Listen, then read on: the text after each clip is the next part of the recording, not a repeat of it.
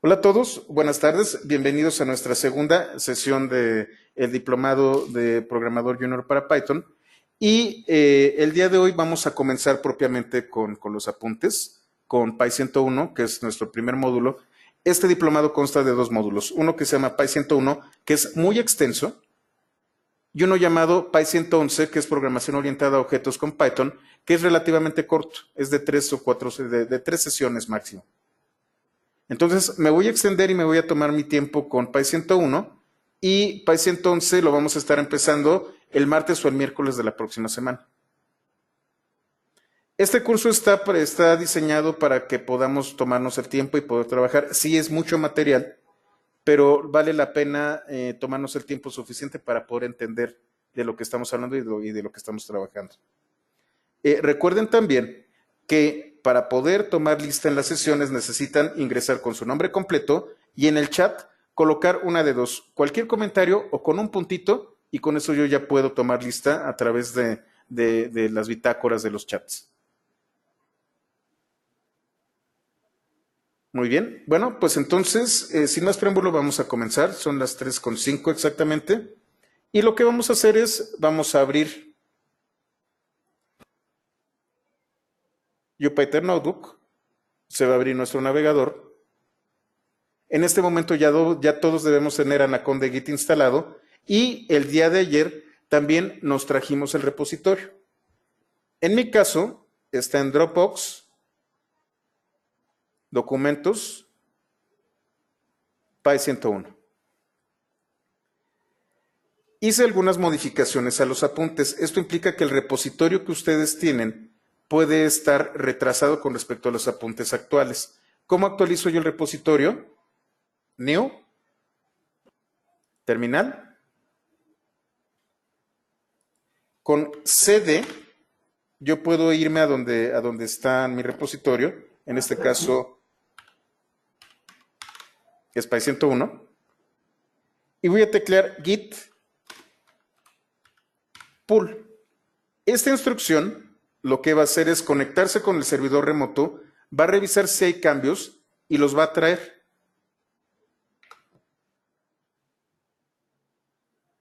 Eso es lo único que ustedes tienen que hacer. En caso de que ustedes hayan modificado los apuntes, lo que yo les recomiendo es que renombren los apuntes y hagan un git clone. ¿Ok?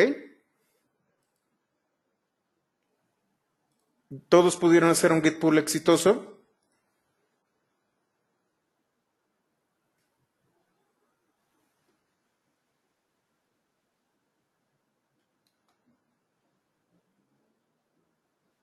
Muy bien, bueno, pues entonces vamos a comenzar. El día de hoy vamos a ver una pequeña introducción a Python y a lo que es tanto IPython como Jupyter. Lo que vimos ayer de forma práctica, hoy lo vamos a ver en los apuntes.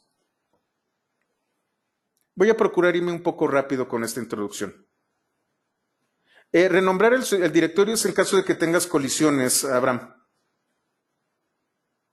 Cuando haces un git pull y tu repositorio local está modificado, lo modificaste tú y no quieres perder estas modificaciones porque, bueno, son tus apuntes. A lo mejor tú hiciste anotaciones sobre los apuntes. Lo que haces es renombrar el repositorio en donde están tus apuntes y volverte a traer el repositorio remoto con git clone. Si no hay modificaciones, con git pull te traes las últimas modificaciones del repositorio remoto.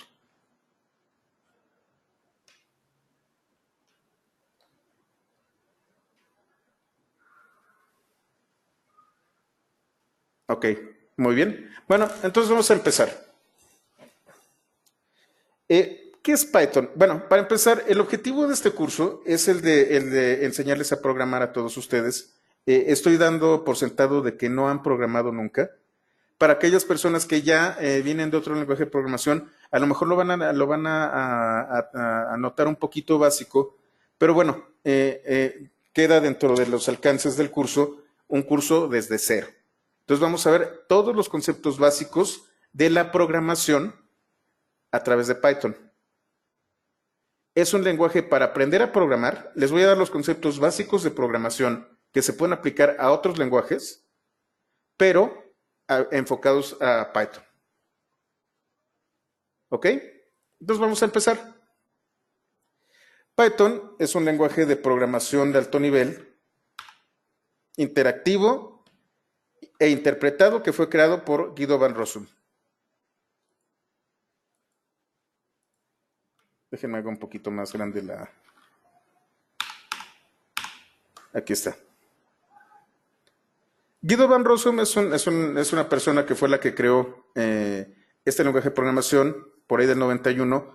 Ya no es un lenguaje tan nuevo. Estamos hablando de que ya va para varios años. Estamos hablando de que ya tiene 2 décadas. Va para 3. Y ha crecido bastante bien. Es bastante popular. El nombre del lenguaje no es debido a la viborita, sino a este programa de televisión llamado Monty Python Flying Circus. Es una comedia inglesa de por ahí de los 60, bastante chusca. Y este es el nombre, Python. Está inspirado en este programa de televisión. Una de las grandes ventajas que tiene Python es que es de código abierto, es decir, que ustedes pueden descargar el código, compilarlo y hacer sus propias versiones de Python y se puede distribuir libremente. Es multiplataforma. Ustedes pueden correr Python en muchas versiones de Unix, en prácticamente todas las distros de Linux. Lo pueden correr en macOS, lo pueden correr en las Raspberry Pi, lo pueden correr en diversos elementos. En donde no corre también es en Android. Ahí sí Python no está tan metido, pero sí hay implementaciones de Python dentro de Android. Puede adecuarse a diversos paradigmas de programación. El concepto de paradigma de programación lo vamos a ver más adelante. Vale la pena de que entiendan de que no está casado con un paradigma. Hay otros lenguajes de programación, como sucede con Objective-C, con C++ o con Java, que fueron lenguajes diseñados para un paradigma en particular. En este caso, de lo que estoy hablando es de la programación orientada a objetos. En el caso de Python, Python no necesita casarse con un paradigma en particular. Lo vamos a ver más adelante. Python es muy popular y ya sea como un primer lenguaje de programación. Python se utiliza mucho en las escuelas primarias para enseñarles a programar a los muchachos, o como el lenguaje seleccionado por diversos proyectos, como puede ser OpenStack, Blender. A lo mejor ustedes conocen Blender. Es un programa de código abierto para animación y para hacer renders en tercera dimensión. Ahorita aparece. El lenguaje que se utiliza para automatizar Blender es Python. Google App Engine también. Django, que es el framework para desarrollo de aplicaciones web que más se conoce, está hecho en Python. Jupyter, que es lo que estamos utilizando, también está hecho en Python. Y bueno, para todos los temas de análisis de datos, tenemos 3 lenguajes principales. R, que es un lenguaje especializado en análisis estadístico. Julia, que es un lenguaje de programación de cómputo científico, que es bastante nuevo. Y Python, que Python es un lenguaje, como lo vimos aquí, es más abajo, de propósito general. ¿Qué características tiene Python? Su sintaxis es muy clara. En un momento vamos a hablar de lo que me refiero con sintaxis. Tiene una fuerte capacidad de introspección. Vamos a estar trabajando con introspección. Está orientado a objetos. También hace código procedimental. Maneja módulos y paquetes. Gestiona excepciones. Tiene tipos de datos dinámicos de muy alto nivel. Tiene una biblioteca estándar bastante extensa. Puede llevarse bastante bien con lenguajes como C, C++, con Java, inclusive con Fortran y con todo este tipo de lenguajes un poquito más viejos. Python se lleva bastante bien. Y se puede integrar mediante una interfaz de scripting. Suena muy interesante todo esto, pero a lo mejor ustedes no están entendiendo absolutamente nada. Al final de este curso, cuando ustedes regresen a este primer capítulo, van a entender cada uno de estos elementos. ¿Qué aplicaciones puedo generar utilizando Python? Python me permite generar aplicaciones de escritorio, aplicaciones web, me permite realizar análisis de datos, que de hecho es uno de los objetivos de Pythonista, me permite administrar servidores, no uno, sino clústeres completos de servidores. Se utiliza mucho para análisis de seguridad y sobre todo análisis de penetración. Es un componente muy importante de cómputo en la nube. De hecho, tanto AWS como Azure como Google, Google Cloud, utilizan Python para la interfaz en línea de sus componentes. También se utiliza para cómputo científico, para análisis de lenguaje natural, para temas de visión artificial, para animación, videojuegos y generación de imágenes por computadora. Para aplicaciones móviles, esto le voy a colocar un asterisco, porque aun cuando tengo yo algunos frameworks para generar aplicaciones móviles, hay otras herramientas mucho más fáciles de utilizar, como lo puede ser React Native o como lo puede ser PhoneGap o todas estas herramientas. Lo que sí podemos hacer es Internet de las Cosas o IoT.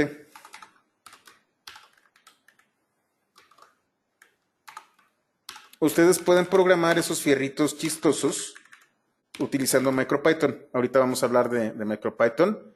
Y DevOps está muy ligado a Python.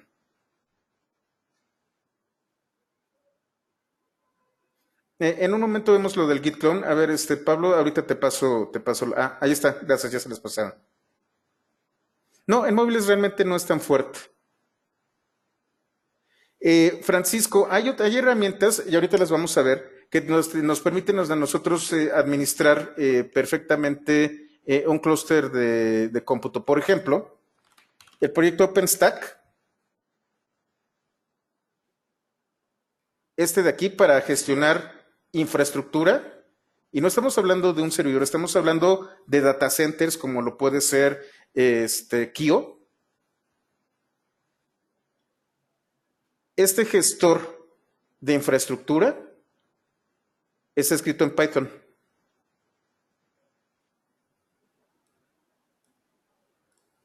Ansible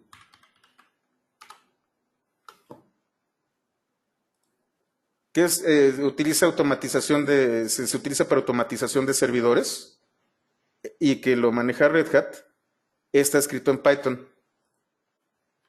Salt, que es otro gestor,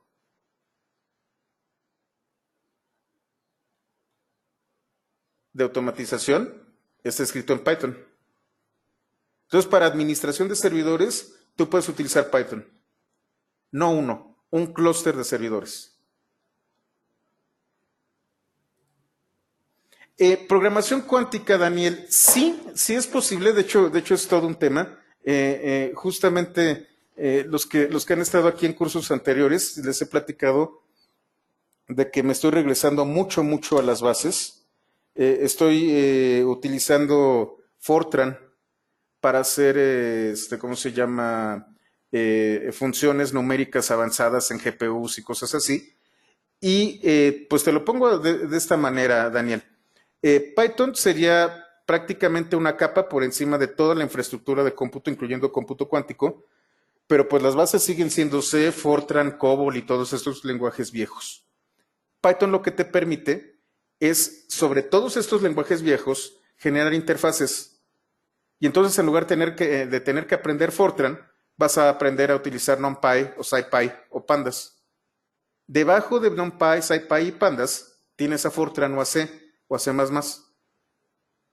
Te facilita mucho la vida Python porque es un lenguaje de más alto nivel, más entendible, que hace uso de todos estos lenguajes y bibliotecas que optimizan el uso del cómputo cuántico, del Internet de las cosas, de los GPUs, etcétera, etcétera, y lo vas a colocar arriba.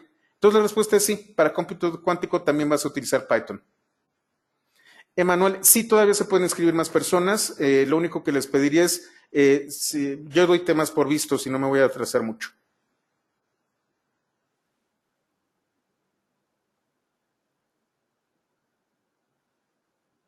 A ver, Jorge, ¿se puede emplear para información geoespacial? Me refiero a datos con coordenadas geográficas y poder emplearlos en análisis estadísticos. Sí, Jorge. De hecho, la última gran hazaña de Python, y lo vimos con análisis de datos, es una lástima que no estuvieron en el curso de Py 301 y Py 311 que acabó hace un par de semanas. La hazaña más grande que ha tenido una herramienta hecha con Python es esta.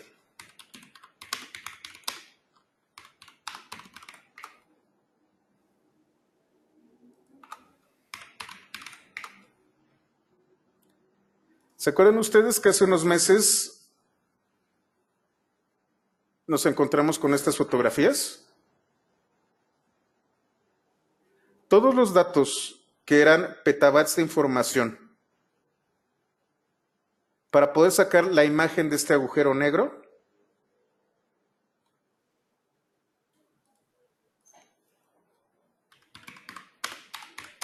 y está bien bonito porque aquí está. Ay, algo le pasó a mi teclado, permítanme un momento.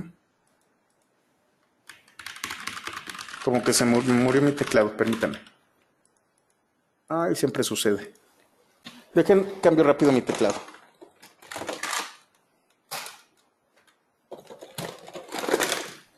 Afortunadamente siempre tengo teclados de reserva. Permítanme un momento.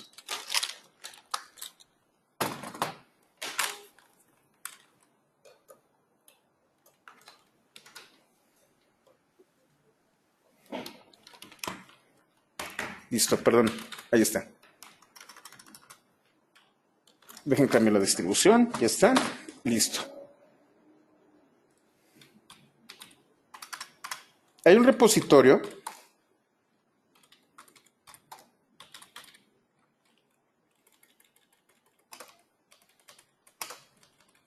en GitHub, precisamente. Este de aquí, se los voy a colocar en el chat. Este es el código que se utilizó para sacar la imagen del agujero negro.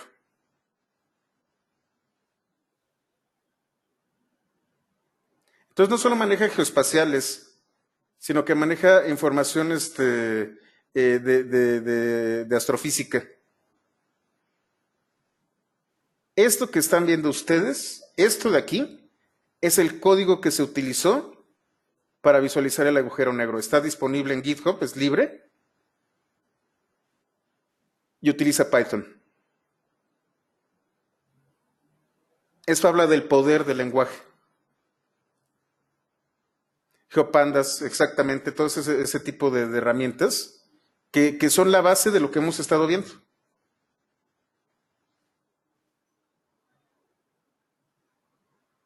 Julia, ahorita estás hablando de un lenguaje de programación que lo vamos a ver de manera rápida. Julia es un lenguaje de cómputo científico creado por el MIT, que es mucho más nuevo. De hecho, bueno, ya que hablaron de Julia, hay 3 lenguajes de cómputo científico modernos que ustedes se van a topar.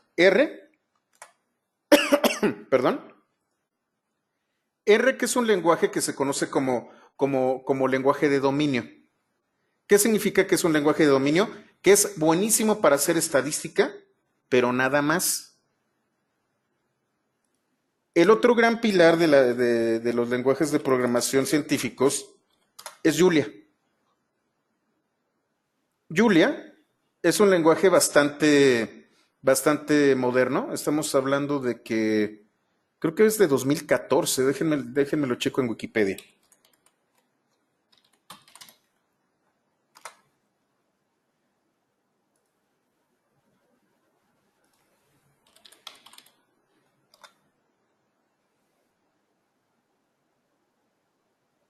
Ay, aquí está. Julia es de 2012. No tiene ni 10 años. Es otro lenguaje de dominio. Es un lenguaje especializado en cómputo científico.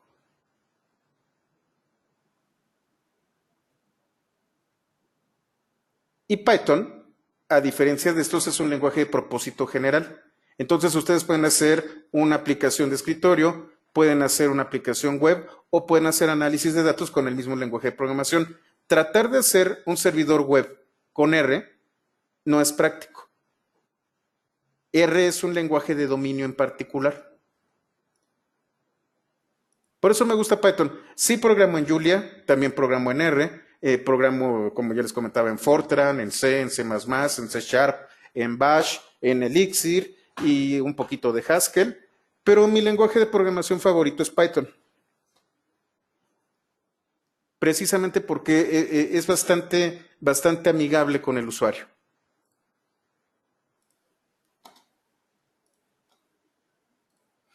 Aquí es en donde viene otro tema que es Python 2 y Python 3, que es un tema que prácticamente fue todo un cisma, fue un gran problema para los desarrolladores. Python, como vieron, empezó en el 91. Aun cuando Guido van Rossum tuvo las mejores intenciones, el lenguaje tenía ciertas carencias que no lo podía hacer un lenguaje moderno y un lenguaje todavía más dinámico y flexible. Por ahí de 2007-2008 se reunieron muchas personas de la comunidad de Python para ver cómo podían atacar esos errores de diseño de las primeras versiones de Python. Y fue así como nació Python 3. Python 3 fue un rediseño completo del lenguaje y fue lanzado en 2009. Python 2 se quedó con todos aquellos pequeños vicios del lenguaje y se sigue utilizando porque hay mucho código viejo que utiliza versiones que van desde Python 1 hasta, bueno, Python 2.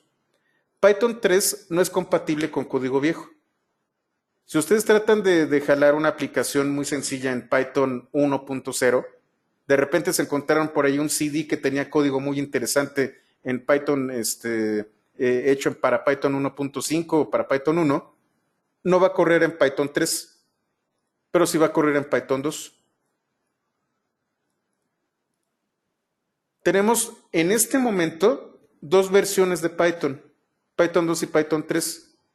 Fue un grave problema, de hecho pasaron 10 años para que la mayor parte del código que existía de Python fuera migrado a Python 3. La noticia importante es esta. A partir del 1 de enero de 2020 va a cesar el soporte de Python 2. Python 2 se va a volver obsoleto, se va a volver software legado. Entonces tengan mucho cuidado. Por eso este curso es de Python 3. Python 2 ya se está volviendo obsoleto. Todavía hay mucho código, todavía se lo van a encontrar. Les voy a platicar de ciertas diferencias entre Python 2 y Python 3, pero Python 3 a partir de 2020 va a ser la única versión actual de Python. Tengan mucho cuidado con eso. Existe una versión llamada que es Python 2.7, que es una versión de transición. Tiene partes de Python 2, es compatible con código viejo, pero también tiene algunos elementos de Python 3. Digamos que para hacer la transición un poquito más tersa, está Python 2.7. Pero a partir de 2020, únicamente Python 3 va a estar soportado. Isaac, buenas tardes. ¿Web.py solo en backend? Sí, así es. Luego les platico bueno, lo vamos a ver dentro de 2 o 3 semanas de cómo hacemos aplicaciones nosotros, tanto de backend como de frontend. Ahora, Python es de código abierto. Significa que ustedes tienen accesible el código fuente del lenguaje de programación. Yo puedo tomar el código fuente y decir, lo voy a compilar, por ejemplo, como les comentaba, para Raspberry Pi, o lo puedo compilar. Ahí se me fue SP.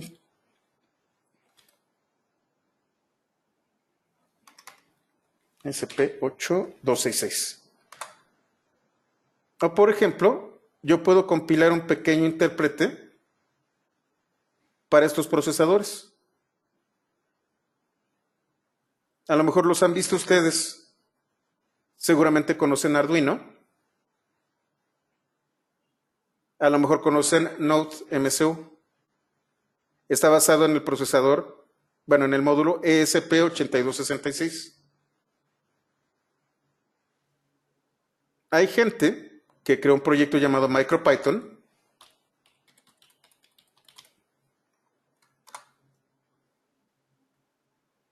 en donde a este tipo de hardware le metieron un intérprete de Python.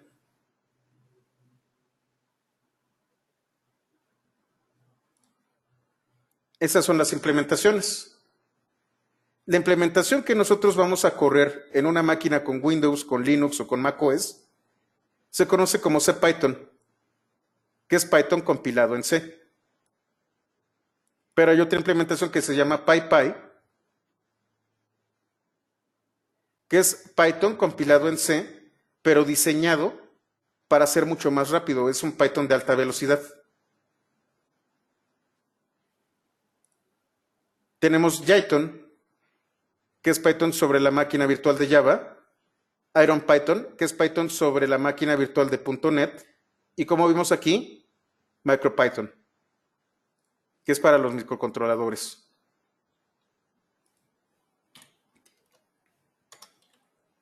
Primordialmente para ESP32 y ESP8266.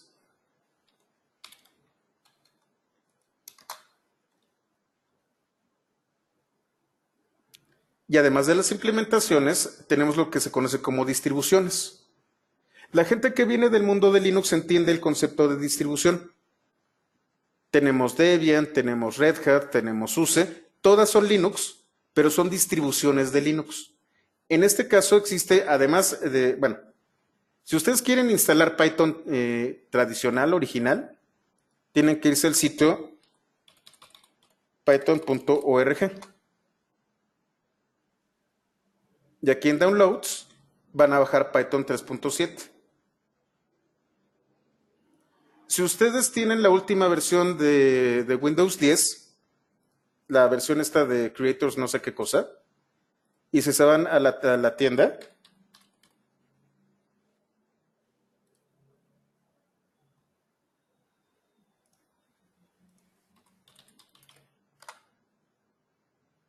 la tienda ¿cómo se llama? De Windows, ya tiene Python 3.7 y 3.8.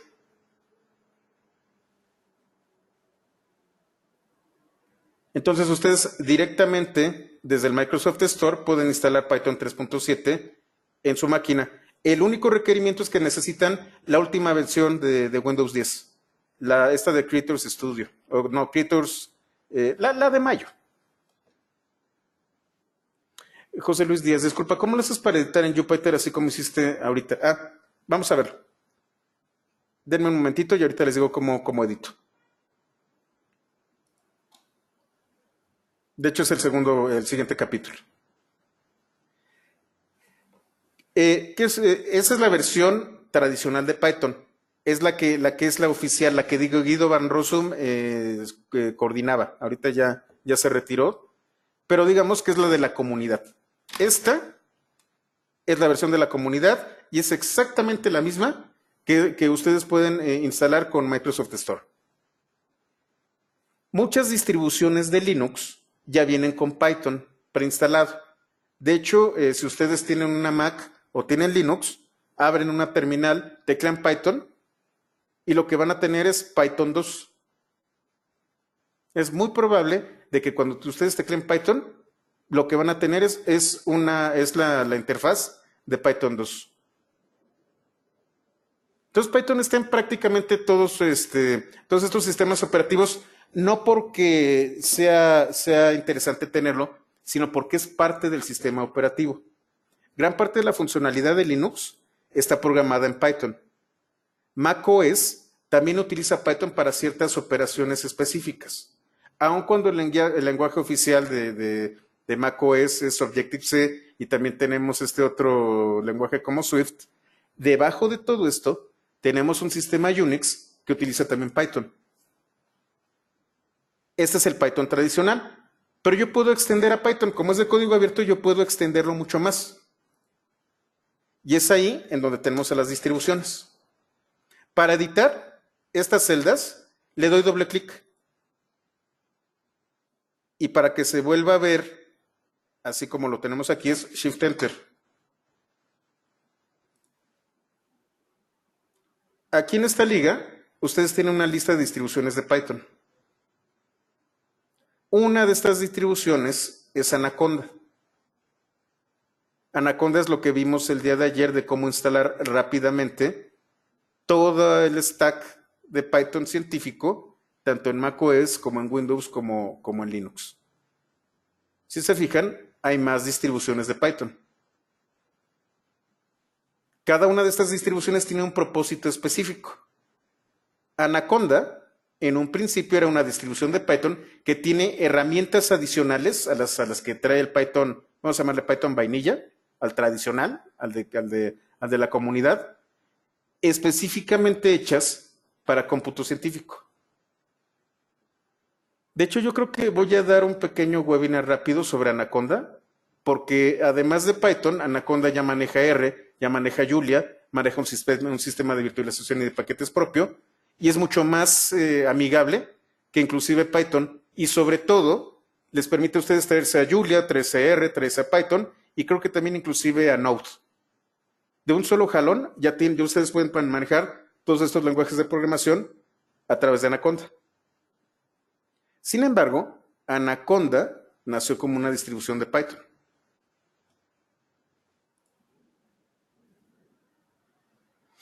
¿Cómo se instala? Lo descargan de Python.org, pueden utilizar Windows Store o pueden descargar Anaconda. Y Anaconda ya viene con su propia versión de Python que está basada en el de la comunidad. Isaac, ¿Python es como tal un lenguaje o un compilador? Ahorita vamos a ver. Anaconda es un entorno. De hecho, IDE significa Integrated Development Environment. Un entorno de desarrollo integrado. Jupyter es un entorno, pero es un entorno interactivo. Ahorita lo vamos a ver. Y sí, con Anaconda puedes trabajar con R y con Python a la vez. Sí, Jorge Guillermo, así es. Es más, lo vamos a ver. Creo que no lo tengo instalado aquí, déjenme ver. Tengo una versión light. No, aquí está. ¿Dónde está Anaconda Prompt? Si ustedes instalaron Anaconda, aquí van a tener acá, otra opción que es Anaconda, creo que es Anaconda Cloud o algo así. Ay, se me fue el nombre. Se los coloco después. Aquí ustedes deben de tener otra opción. No es Anaconda Prompt.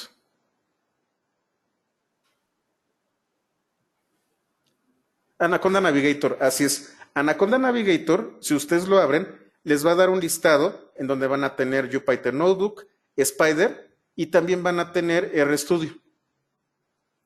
Anaconda les permite traer R directamente desde su repositorio.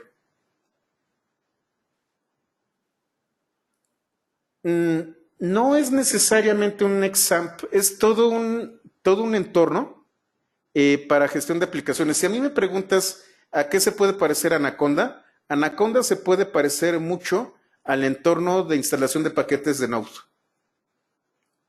Mario. Porque Anaconda no es un servicio para publicar aplicaciones.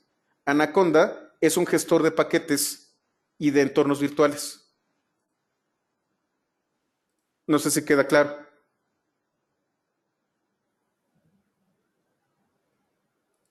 Como las gemas de Ruby, cosas así, pero en un entorno contenido. Es lo que vamos a ver posteriormente. De hecho es bastante extenso el curso. Vamos a hablar de entornos virtuales, vamos a hablar de paquetes de Python y vamos a hablar al final un poquito de Anaconda. Dejémoslo aquí y vamos a continuar. Ahora, vamos a hablar, como yo les estoy diciendo y como les comento, estoy dando por sentado que ustedes no saben de lenguajes de programación. Vamos a hablar un poco sobre lo que es un lenguaje.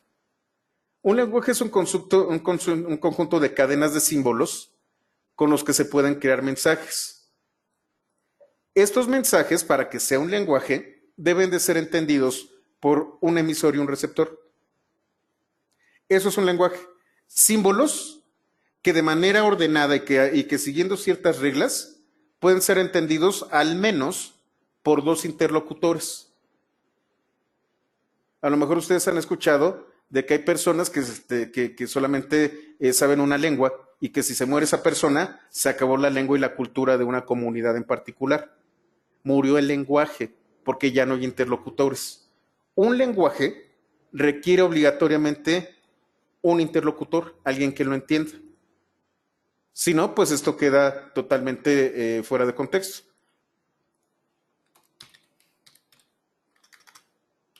Un ejemplo de un lenguaje, creo que es Voynich, déjenme ver. Sí, este es de aquí. El manuscrito de Voynich, es un libro que se encontraron por ahí por mediados del siglo pasado.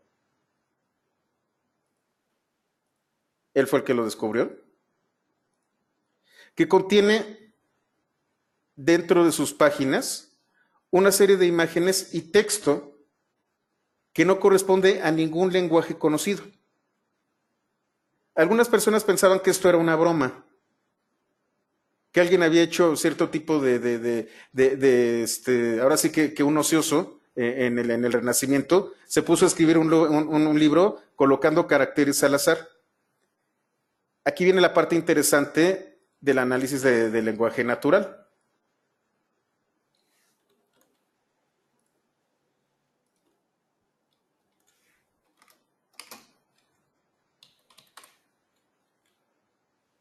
A partir de técnicas de análisis del lenguaje natural,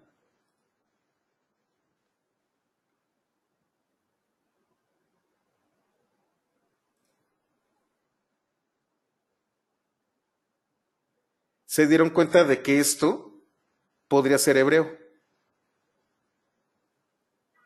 De que a pesar de que parece que es inconsistente lo que está en ese libro, existen ciertas tendencias, ciertas reglas y patrones en el texto que indican que a lo mejor sí hay cierto tipo de orden en el libro y sí hay mensajes en el libro. El problema es que nadie conoce cómo interpretar al 100% estos signos. A lo mejor dentro de este código, les voy a colocar en el chat el nombre.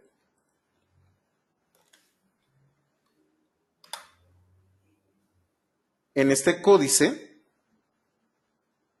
estos símbolos sí tienen sentido y hay un mensaje en este libro. Así es como nace el lenguaje. Los lenguajes no solamente son humanos, existen diversos tipos de lenguaje. A pesar de que no tienen nuestra capacidad mental, las ballenas, los delfines, inclusive algunos simios, tienen ciertas comunicaciones y lenguajes. Es más, ustedes pueden enseñar a un simio a comunicarse a través de lenguajes de señas. Al final son signos que pueden ser interpretados. Los lenguajes constan principalmente de una gramática. La gramática son las reglas de cómo construyo el lenguaje. Y la semántica, que habla sobre el significado del lenguaje. La semántica es un tema muy difícil, porque la semántica habla del contexto en el que usamos el lenguaje. Cuando veamos nosotros, seguramente ya va a ser el próximo año, el tema de análisis del lenguaje natural, nos vamos a dar cuenta de que uno de los grandes problemas que vamos a tener, por ejemplo, viendo los threads de Twitter, todos los flujos de Twitter, es que es muy difícil para una computadora entender el sarcasmo. Si no hay un contexto, entonces no sabemos si alguien está siendo sarcástico o no. De hecho, me pasa muy seguido. Eso es la semántica. Semántica es el estudio del significado de este lenguaje dentro de un contexto específico. Y la gramática, que es la manera de construir el lenguaje, tiene morfología, que son las reglas básicas de la construcción de los mensajes a través de los signos, y la sintaxis, que es el orden en que ustedes van a escribir su mensaje.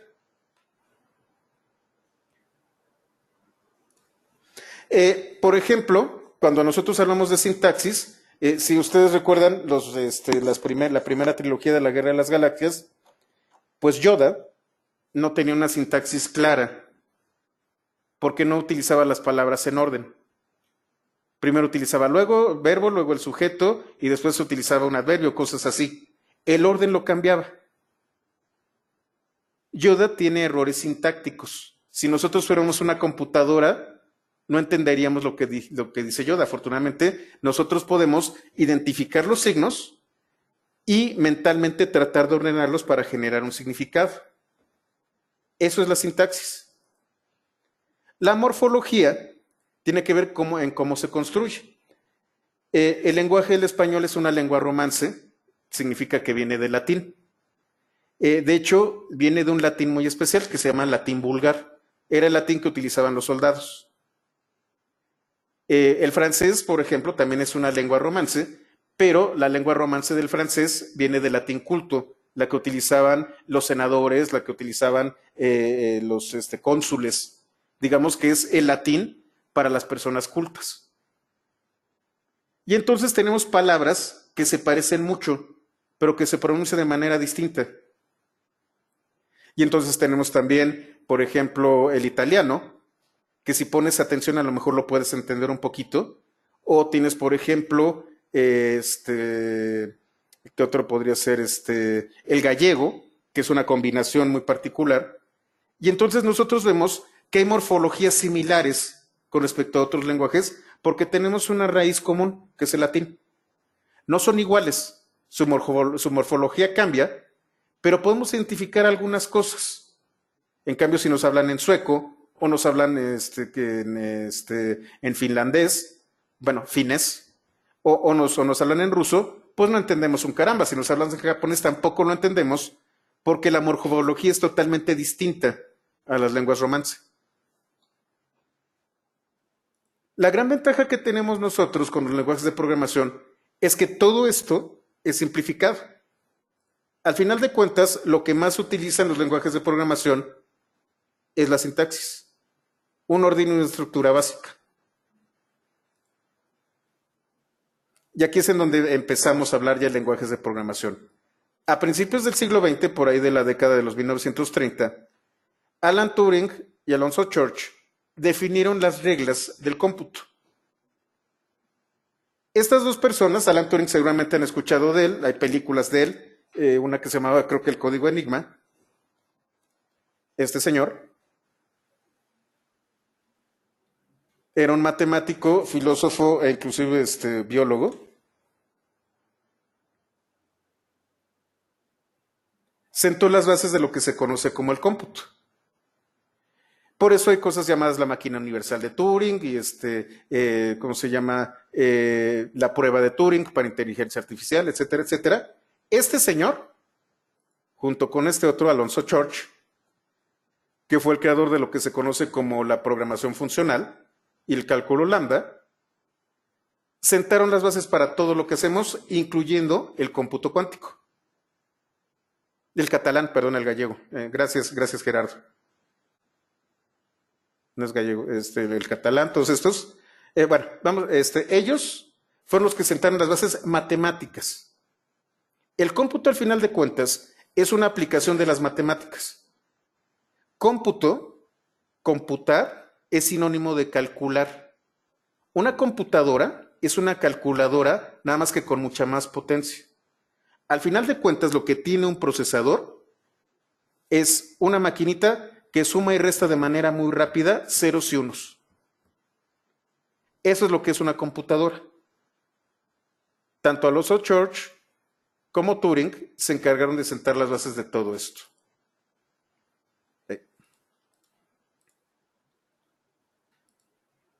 Ahora, a partir de los lenguajes de programación empezamos nosotros a trabajar. Anteriormente lo que nosotros teníamos eran maquinitas muy sencillas que generaban circuitos e inclusive los circuitos eran físicos. Para programar una máquina, ustedes tenían que llegar al protoboard y utilizar compuertas, utilizar las compuertas lógicas, mandar valores e inclusive definir voltajes y dependiendo de todo esto se generaba un cálculo. Si ustedes ven las películas viejas, ven que una computadora está hecha de bulbos. Y así era como se realizaban los cálculos. Posteriormente vinieron los transistores y luego los circuitos integrados. Sin embargo, el concepto es el mismo, sumas y restas a alta velocidad.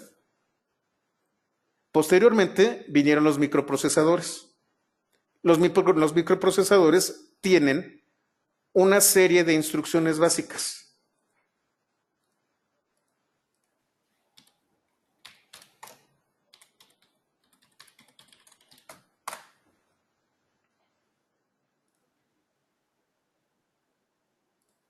Esto que ustedes van a ver aquí es la lista de instrucciones de los procesadores x86.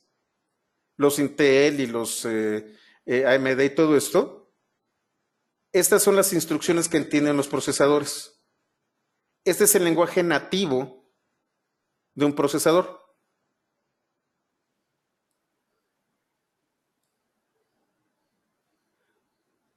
A esto se le conoce como lenguaje máquina o lenguaje ensamblador.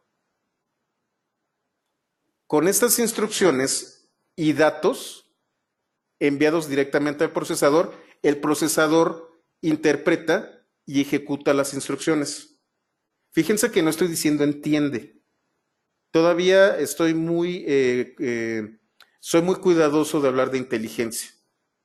Sí vamos a hablar de aquello que se entiende como inteligencia artificial, pero en este momento quiero que quede muy claro, las computadoras todavía no entienden, las computadoras todavía no tienen la inteligencia humana, se acercan, pueden emular cierto tipo de patrones, pero las computadoras en este momento todavía no entienden. Tengan mucho cuidado. Isaac, x86 es la arquitectura. Hay dos tipos de procesadores y vamos a ver lo de los bits. Hay procesadores con instrucciones a 32 bits y hay procesadores con instrucciones a 64 bits. Lo vamos a ver un poquito más adelante. Estos lenguajes, ensamblador y máquina, que son los que entienden los procesadores, se conocen como lenguajes de bajo nivel. De bajo nivel significa que están cerca de las máquinas, los entienden las máquinas. Si ustedes quieren dar instrucciones rapidísimas que sean procesadas inmediatamente, mientras más bajo sea el nivel, más rápido va a ser procesada la instrucción. Los lenguajes de bajo nivel hablan directamente con las computadoras y con las máquinas y con el procesador. ¿Cuál es el problema? Que somos seres humanos, no somos computadoras. Tratar de entender a través de este conjunto de instrucciones y de datos en código hexadecimal. Código hexadecimal significa que utiliza base 16. ¿Qué carambas es eso? Seguramente ustedes han visto, sobre todo cuando ¿cómo se llama? Cuando tratan de configurar un router de Wi-Fi, 84D, F, 11 y cosas así. Hexadecimal significa que ustedes pueden definir números que van del 0 al 15. 0, 1, 2, 3, 4, 5, 6, 7, 8, 9, A, B, C, D, E, F. Estos son los dígitos de código hexadecimal. Esto es lo que entiende una computadora. Y son operaciones muy básicas. Suma, resta, división, multiplicación y manda una posición de memoria. En estos momentos, las personas que hacen, que analizan o que hacen lenguaje ensamblador, normalmente son hackers, son personas encargadas de ciberseguridad. Están viendo si por ahí se metió algún malware, si alguien trata de vulnerar a través de instrucciones directas a la computadora. Una persona, un programador normal, un programador estándar, un programador de todos los días, difícilmente se va a topar con lenguaje ensamblador. se va a topar con lenguajes de alto nivel. Alto nivel significa que son más entendibles para el ser humano. Y entonces tenemos C, C++, Perl, PHP, Java, JavaScript, Python, toda esta amplia gama de lenguajes de programación. Mientras más cercanos al ser humano, más difíciles son de interpretar y ejecutar por parte del procesador. Para que el procesador pueda ejecutar estas instrucciones en lenguaje de alto nivel, tiene que ser traducido. Y hay dos maneras de traducir, y esto contesta la pregunta que me hicieron hace un momento. Los lenguajes pueden ser de dos formas, compilados o interpretados. Un lenguaje compilado es aquel en donde ustedes tienen su código de alto nivel, como sucede con C, o con Fortran, o con Elixir, inclusive con Java, y tienen que compilarlo. Tienen que traducir este lenguaje a través de un compilador. Un compilador también le podrían decir traductor, que traduce de alto nivel a bajo nivel. El resultado es un archivo binario o ejecutable. En el caso de Windows, ustedes seguramente han escuchado de los archivos que tienen extensión .exe, pero también hay otros archivos que tienen extensión .dll. Esos son archivos binarios y son el resultado de compilar código en lenguaje de alto nivel y generar un archivo que puede ser enviado al procesador de una máquina y puede ser ejecutado directamente. En el caso de lenguajes como C, ustedes generan su código y lo mandan a compilar. Entonces el compilador empieza a traducir, empieza a las instrucciones traducirlas en lenguaje de bajo nivel y el resultado es un binario. En el caso de Java ocurre algo muy similar. Java lo que hace es utilizar lo que se conoce como la máquina virtual de Java, la JVM. Ustedes lo que hacen con Java es programan en Java, compilan y no compilan para la computadora, compilan para la máquina virtual de Java, para la JVM. Y entonces ustedes tienen, por ejemplo, archivos con la extensión jar, Java Archive. O tienen, por ejemplo, war.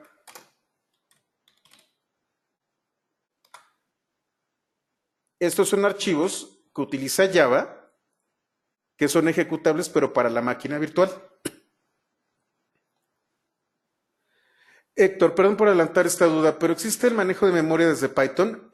Sí es posible. Python maneja la memoria de manera automática, pero sí pueden optimizar el uso de la memoria. No está dentro del tema, ya es para temas selectos de Python, pero sí, es posible saltarse el manejo de memoria que trae el intérprete y optimizarlo.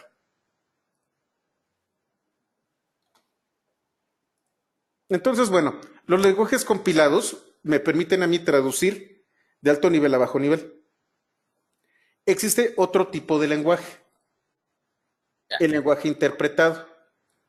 El lenguaje interpretado, como su nombre lo indica, tiene un intérprete. Si ustedes se han topado en algún país extranjero, ¿qué es lo que es el intérprete? Bueno, tú le dices al intérprete hola, y entonces el intérprete le dice a la persona que habla inglés hello. Y entonces se le dice good morning, les dice la persona en inglés, y el intérprete dice buenos días. El intérprete está en medio. A diferencia del compilador, yo le doy la instrucción y el intérprete se la pasa al procesador. No hay un binario.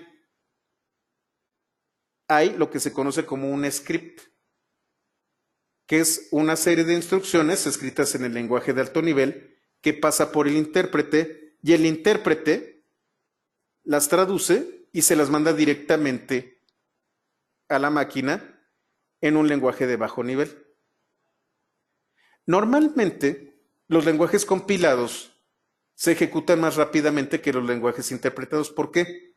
Porque ustedes ya generan un binario.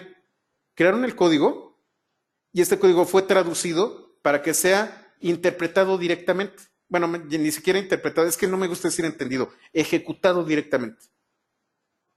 En el caso del intérprete, el intérprete tiene que entender qué dijiste, checar si es correcto y en ese momento, si todo es correcto, mandar la instrucción.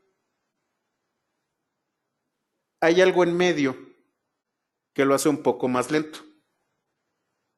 La pregunta de los programadores es, bueno, ¿qué utilizo? ¿Qué vas a hacer? ¿Vas a hacer código embebido? Es decir, vas a utilizar un sistema que lo que necesitas es que corra lo más rápido posible y optimice los ciclos del procesador. Utiliza un lenguaje compilado. Vas a hacer una aplicación que puede ser web, que necesita ser sencilla, que necesita ser adaptable, que requiere de mantenimiento constante o revisión por otras personas. Vas a administrar sistemas. Bueno, pues utiliza Python, utiliza un lenguaje interpretado. El problema con los lenguajes interpretados es que siempre van a ser más lentos que los compilados. Gerardo, entonces HTML no se puede considerar un lenguaje dentro de los lenguajes de programación. No, HTML sí es un lenguaje, hay una serie de signos, pero es un lenguaje declarativo. Declara lo que va a ocurrir. HTML, por cierto, ya que estamos en eso,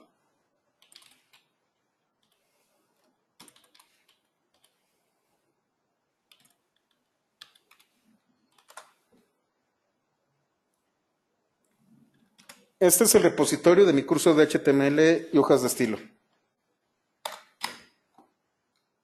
Está en un 80% de madurez. Aquí hablamos de HTML y cómo funciona CSS. Por ejemplo, HTML es un lenguaje que te describe cómo va a ser una página web. Solamente te da la descripción, te dice el contenido que va a tener. Sí, efectivamente es un lenguaje, pero no lo estás programando, no ejecuta nada. En cambio, las hojas de estilo o CSS son consideradas un lenguaje básico de programación. Se dice que CSS, hablando de Alan Turing, es Turing Complete, que cumple con las especificaciones que dio Turing de lo que es un lenguaje de programación.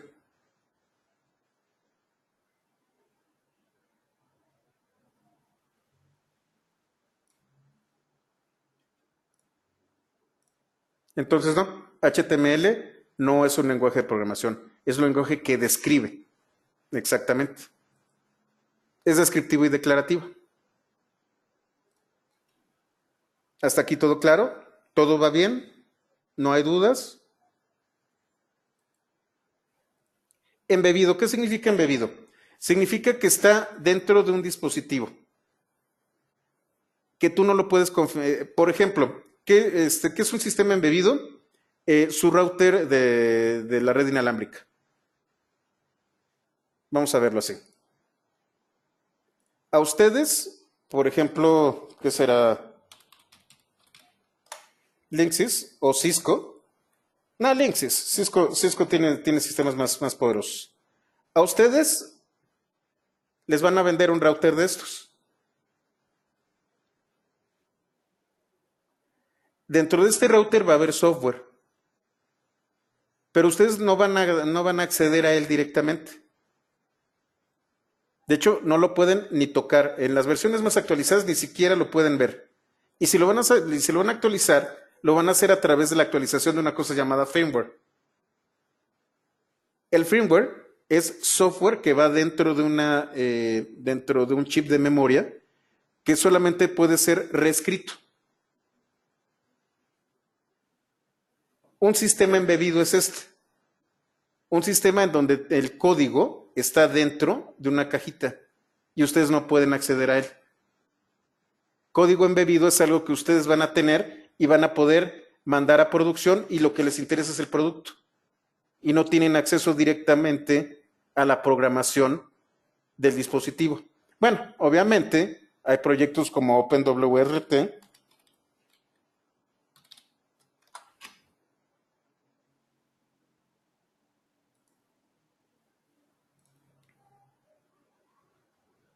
en donde tienen software embebido pero de código abierto.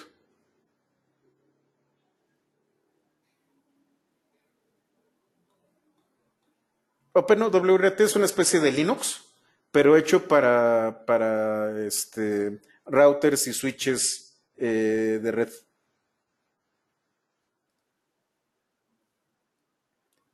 A ver, va de nuevo el link para GitHub. Permítanme un momento. Perdón, me lo están pidiendo.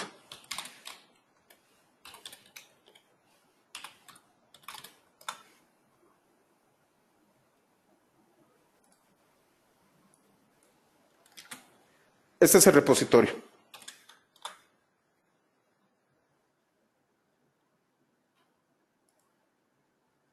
A ver, ¿cuál es la diferencia de ese repo y la de PyCD 101, Abraham? Ah, muy buena pregunta. Anteriormente, el curso de HTML y CSS estaba en el proyecto Pythonista, pero Pythonista es Python. No voy a colocar un curso de HTML y CSS en Pythonista. Entonces tomé la decisión de que PyCD 101 lo pasé a CloudDevel. Y entonces todo lo que viene en Pythonista es Python 100% puro. PyCD 101 es una versión vieja del curso de HTML y CSS. En CloudDevel, en el repositorio de CloudDevel,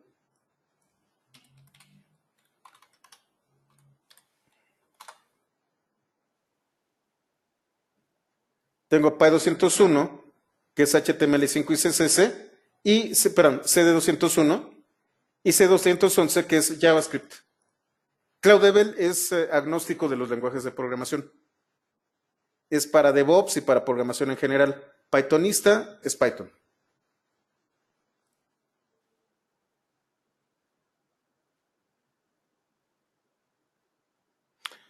A ver, hola José Luis, unos ejemplos con lenguajes compilados o interpretados. Un lenguaje compilado, por ejemplo, bueno, un sistema compilado es el kernel de Linux. El kernel de Linux, ustedes para poder modificarlo, lo tienen que compilar. De hecho, seguramente aquellos que han escuchado Linux han escuchado de que el kernel se puede configurar. Ustedes cambian la configuración del kernel y lo compilan y lo guardan. Cuando reinician la máquina, esa nueva versión del kernel es jalada y empieza a trabajar todo el sistema. ¿Por qué no está en Python el kernel de Linux? Porque el primer componente de un sistema operativo que interactúa con el hardware es el kernel. Tiene que ser rápido, tiene que ser de bajo nivel, porque es el que va a tomar control de todo el sistema. Ese es un ejemplo de un software que obviamente tiene que ser compilado. Otro ejemplo es, por ejemplo, que lo vimos nosotros en NumPy, es la PAC. Esta es una biblioteca de álgebra lineal que utiliza NumPy, pero esta biblioteca está programada en Fortran. Fortran sigue siendo todavía el mejor lenguaje de programación para todo el tema que tiene que ver con álgebra. Esta biblioteca la utiliza Python para optimizar las operaciones de matrices, vectores, todo lo que tiene que ver con álgebra es a través de la PAC. Esto está compilado. Pero encima de la PAC yo tengo NumPy. NumPy es una biblioteca de Python que se encarga de análisis de datos avanzado. Entonces tengo una biblioteca que está compilada para hacer las operaciones rápidas y manejar la memoria de manera óptima. Y encima de esta biblioteca tengo un lenguaje compilado, un lenguaje interpretado que es Python, que me permite, a través de las notebooks de Jupyter, trabajar con esta información y poder manipularla de manera mucho más rápida. ¿Por qué? Porque el gran problema que tienen los lenguajes compilados es que no tienen un intérprete, no tienen un entorno interactivo. Python sí. Para clonar los repos de CloudDevel es lo mismo, Abraham. Git clone y la dirección del repositorio. ¿Qué idea es recomendable para usar Fortran? BI.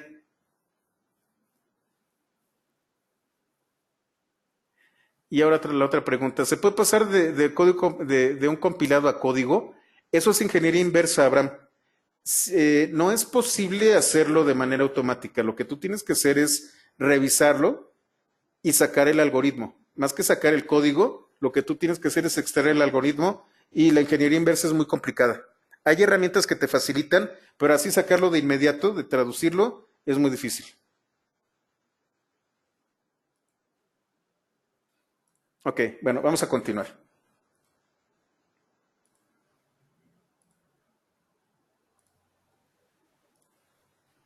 Ahora, aquí viene el tema de los entornos interactivos. Python es un lenguaje interpretado, pero además tiene un entorno interactivo. ¿Qué significa esto? Como tiene intérprete, yo puedo manejarlo de dos maneras.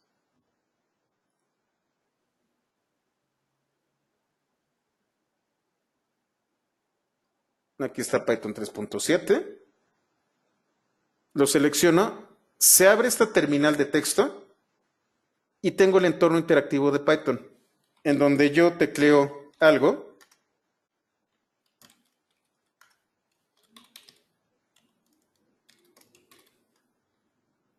y el entorno interactivo, tan pronto como yo le doy enter, va a analizar sintácticamente lo que hice y si sintácticamente es correcto, lo va a ejecutar.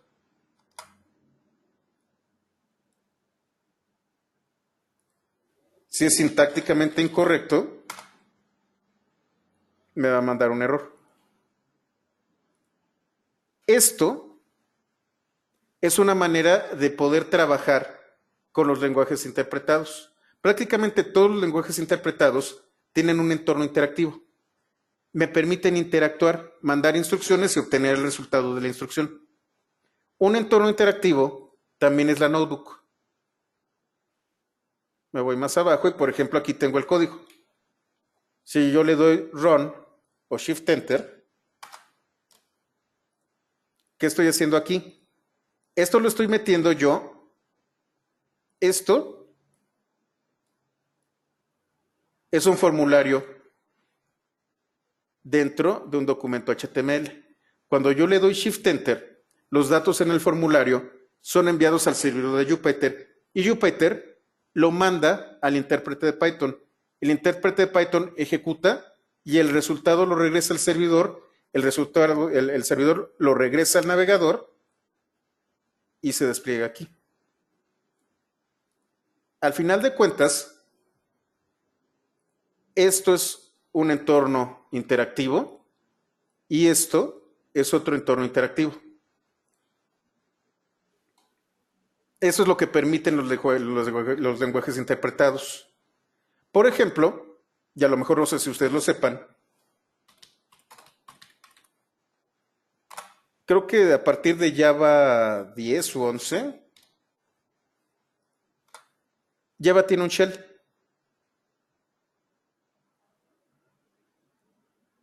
En Java 9. De hecho, se llama JShell.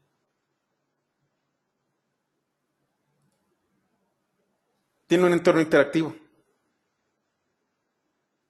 Java se estaba quedando atrás y tiene su propio entorno interactivo.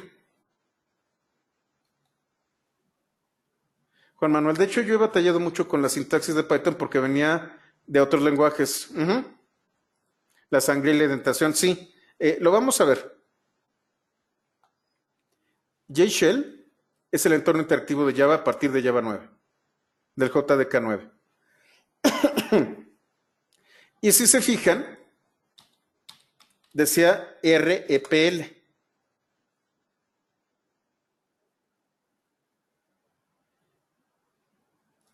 REPL significa read, o sea, lee lo que envío, eval, la expresión que yo estoy enviando, y vamos a hablar posteriormente de expresiones, la evalúo,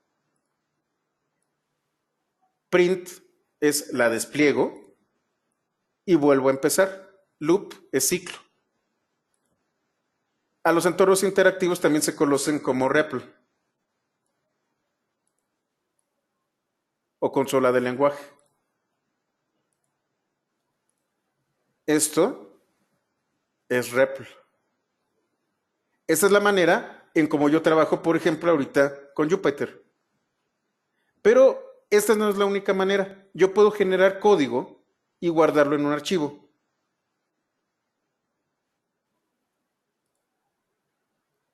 Si ustedes se fijan aquí, hay un documento llamado,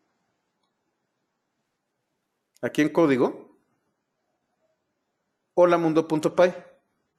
Voy a seleccionarlo. Al seleccionarlo dentro de Jupyter, se abre mi editor de texto. Y contiene estas dos líneas. Ahorita les explico qué es esta primera línea, pero lo importante es esta. Print hola mundo.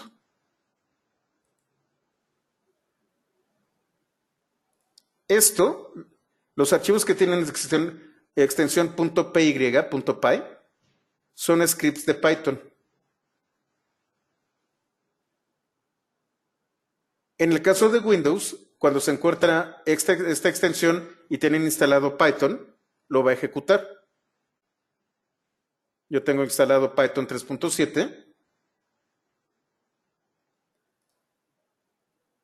Y entonces estoy en documentos, Py 101, código, hola mundo. Si se fijan, no aparece la extensión, pero sí el iconito de Python. Le doy doble clic y se ejecuta. Tan pronto como termina de ejecutarse, se cierra la ventana. De hecho, no me da tiempo de ver lo que está haciendo. Este es un script.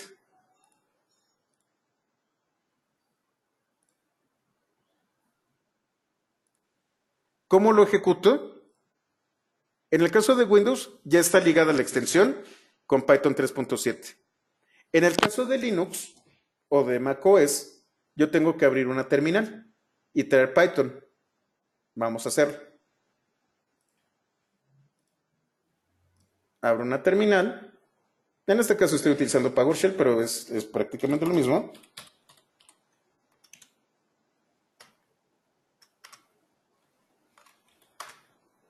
Me voy a Py 101,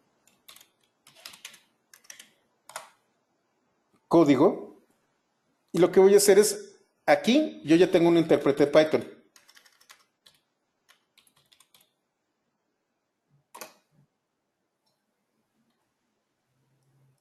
Aquí también tengan mucho cuidado.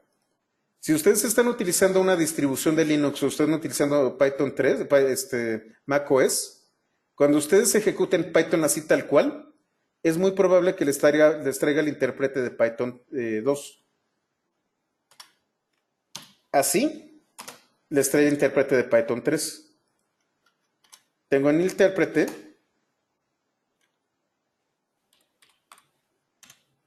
y entonces tengo el código. Esta instrucción me dice Python interpreta lo que está en holamundo.py y lo despliega. No hay un entorno interactivo, hay un intérprete que ejecuta lo que está en el script.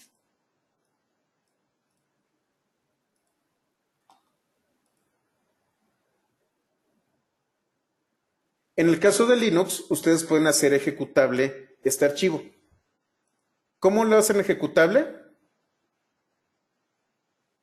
Déjenme abrir Ubuntu aquí.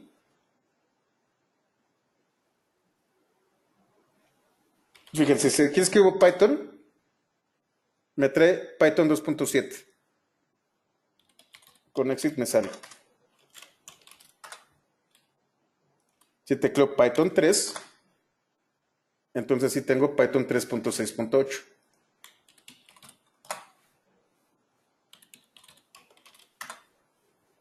Entonces me voy a ir a CD, creo que es diagonal MNT, diagonal C, diagonal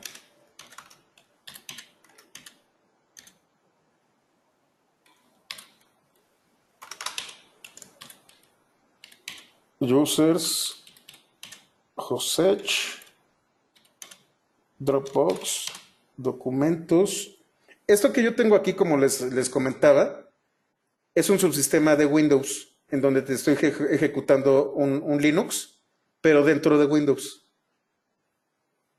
Me voy a ir a documentos y Py 101,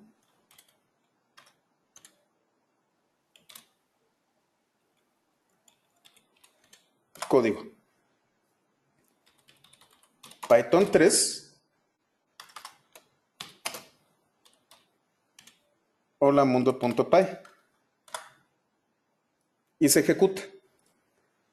Yo también puedo hacer ejecutable este script, y es ahí en donde viene la primera línea.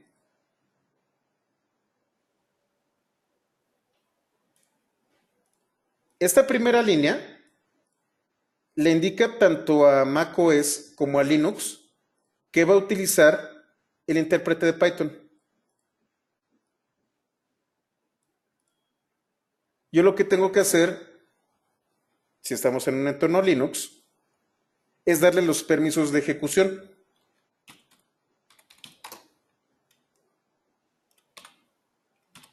Chmod más X.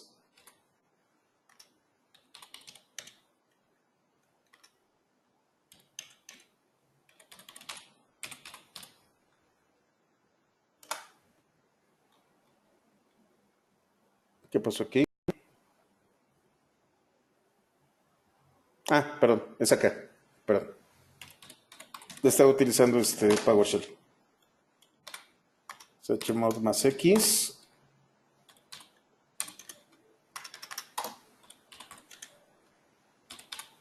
¿Qué estoy haciendo aquí? Esta instrucción le está dando permisos de ejecución a este script. Como yo ya tengo definido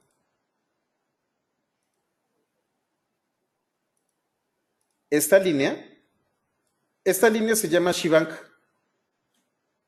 La utilizan todos los sistemas Unix y le indica al sistema el intérprete que va a ejecutar el script. Le estoy diciendo que el script está en Python y lo acabo de hacer ejecutable. Punto diagonal, perdón, acá. Punto diagonal, hola mundo.py. Y entonces ya no le tengo que decir que busque Python. Python ya está definido y funciona como un ejecutable.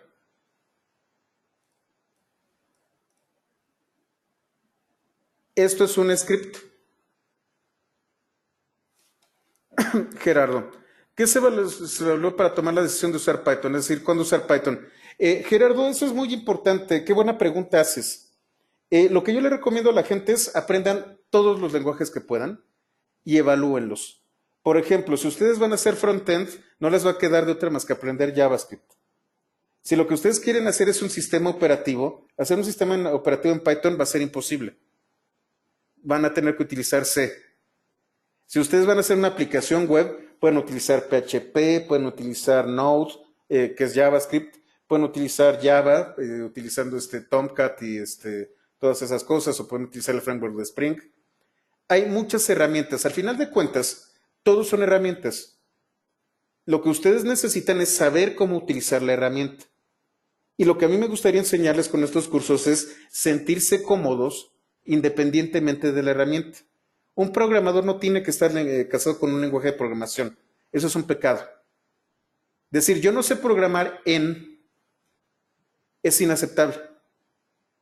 Yo sé programar, y si sé programar, con una leída una noche anterior, puedo aprender PHP, puedo aprender Java, puedo aprender JavaScript, puedo aprender Python. Elixir me voy a tardar 2 o 3 noches porque es un paradigma muy distinto, pero en general puedo programar en cualquier lenguaje de programación. No me voy a sentir desnudo si me enseñan un código en otro lenguaje de programación. Son herramientas. La respuesta es cuando decidir, es cuando tú quieras. Y al final de cuentas, y eso es con lo que se van a tomar si ustedes deciden dedicarse a esto de manera pues profesional, pues les van a aventar código de todas las índoles. Les van a aventar código en C, les van a aventar código en Swift, les van a aventar código sobre todo en JavaScript y van a ver unas cosas horrorosas y de miedo, o se los van a aventar en Python. Como les digo, yo me siento muy cómodo con Python, pero es una decisión personal. Podría ser Ruby. De hecho, ahorita estoy programando un poquito en Fortran y voy a dar un curso en Java, aunque me choque Java, pues voy a dar un curso en Java. Y al final de cuentas, son herramientas. El conocimiento es el mismo, el cómputo no ha cambiado desde 1930. Las bases, los conceptos del cómputo básico no han cambiado nada desde 1930. ¿Qué ha cambiado? El poder de procesamiento y el poder de almacenamiento. Eso es todo. Los lenguajes se han vuelto de más alto nivel, pero los conceptos básicos de los lenguajes son exactamente los mismos.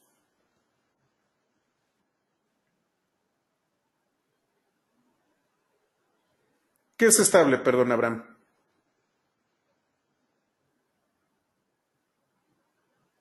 Sí, Francisco, bueno, vamos a ver las preguntas. Si no pongo esa línea, no hay ningún problema.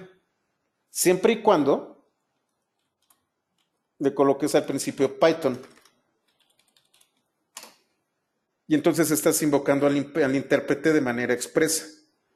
Esa línea de arriba es para evitar colocar Python en los sistemas Linux y Unix. Pero en realidad no hay ningún problema. El código es válido.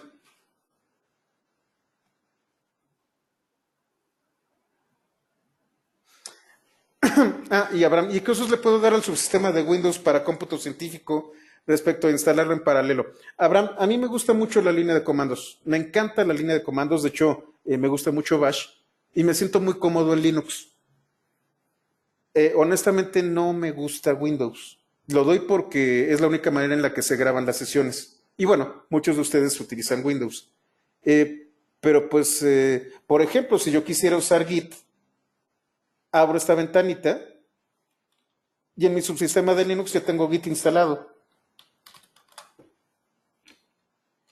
O por ejemplo, si yo quiero utilizar VI, ya está. Ya no tengo que salirme de Linux, perdón, ya no tengo que salirme de... Ya no tengo que salirme yo de Windows para tener una terminal de Linux totalmente funcional. Para eso sirve el subsistema. Para algo en producción realmente no.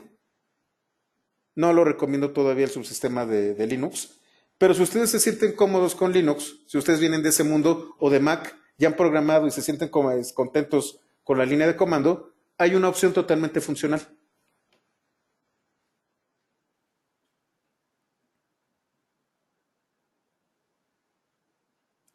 Abraham, también hiciste una buena pregunta.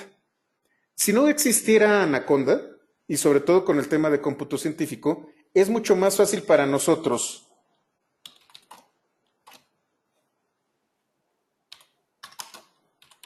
apt install la pack. Bueno, el sudo, se me olvidó.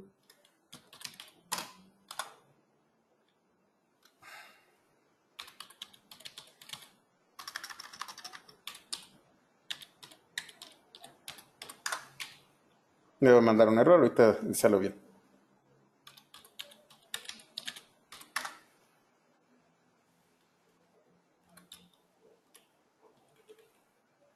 No encuentra la pack. Déjeme ver Esa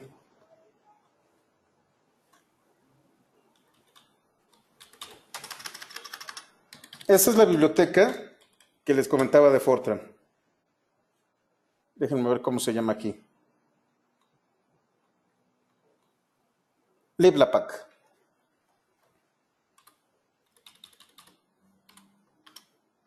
Esta biblioteca ya viene preconfigurada en Ubuntu.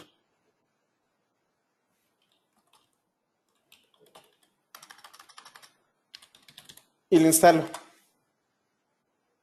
Viendo dependencias y cosas así. Bueno, no la encontró, pero bueno, por ahí anda liblapack.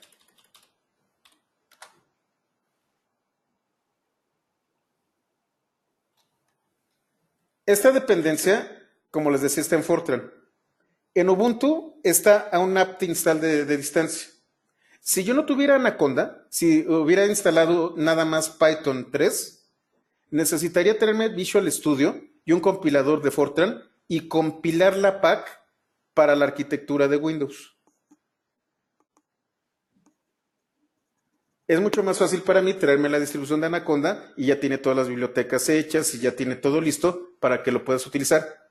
Ese error yo lo cometí hace algunos años cuando comenzábamos con Raspberry Pi.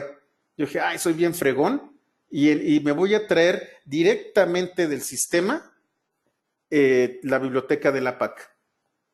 Y pues no pude, simple y sencillamente no pude, porque en aquellos momentos, debido a que el procesador de Raspberry Pi es una ARM, todavía no había compilados los binarios para ARM de la PAC. Y jamás pude utilizar la PAC en Raspberry Pi.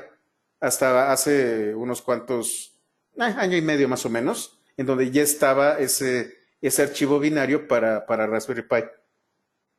Es un problema las dependencias. Las dependencias, y sobre todo en muchos casos, son mucho más sencillas en Linux.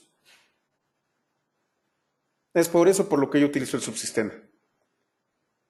Pero digamos que si ya tienen ustedes Anaconda, es prácticamente lo mismo utilizar esto. Y justamente por eso lo hago. Que utilizar esto. Y esto está más bonito. Es más, vamos a ejecutar desde aquí. Con el signo de admiración, yo indico que esta celda va a comunicarse con el sistema. Y entonces lo que le estoy diciendo es, ejecuta el intérprete y código hola mundo. Esto que hicimos nosotros dándole doble clic, esto que hicimos nosotros aquí en esta terminal y eso que hicimos nosotros aquí,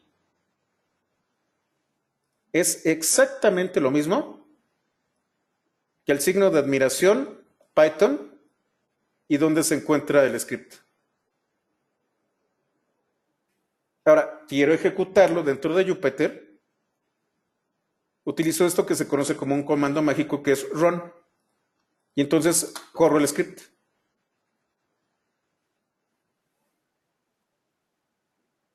En lugar de tantas complicaciones, hago esto. Y el resultado es exactamente el mismo. Los cursos tradicionales de Python los hacen que se enfrenten ustedes a esto. Mis cursos hacen que ustedes trabajen con los apuntes y código ejecutable tanto de Python como del sistema como ejecución directa. Aquí les explico qué significan estos comandos que les acabo de enseñar para Unix. Esto es lo que les acabo de enseñar, nada más que directamente de la notebook. Esto no va a funcionar en Windows. Tengo el sistema en Windows, me va a marcar un error. Esto funciona en Linux y en macOS.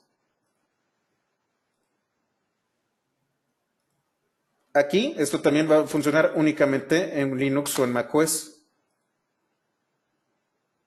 ¿Por qué? Porque estas son instrucciones para Linux.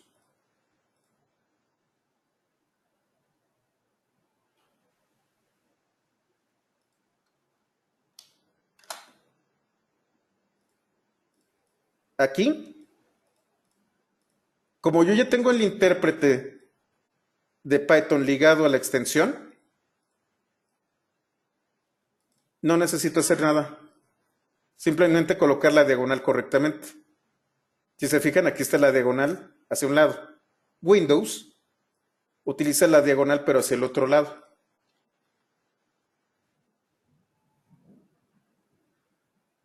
Estas son las diferencias entre Unix y Windows.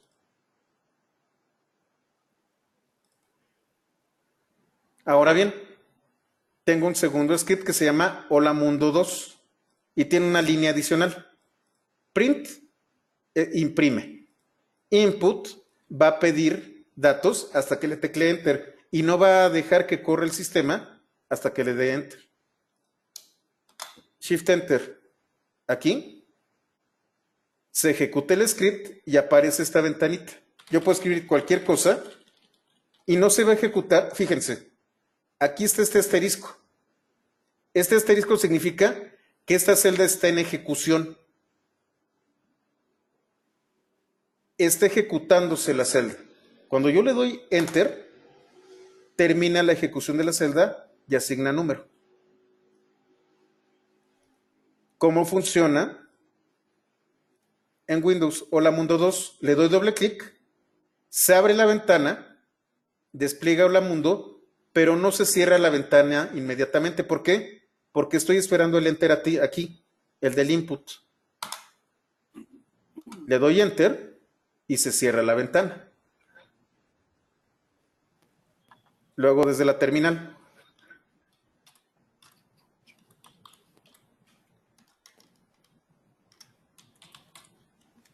Código hola mundo 2.py y le doy Enter. Lo hago desde Ubuntu. Acá. Hay que irlo haciendo, ¿no? Hola Mundo 2. Aquí está, y hasta que le doy Enter, termina. Creo que hice algo mal aquí.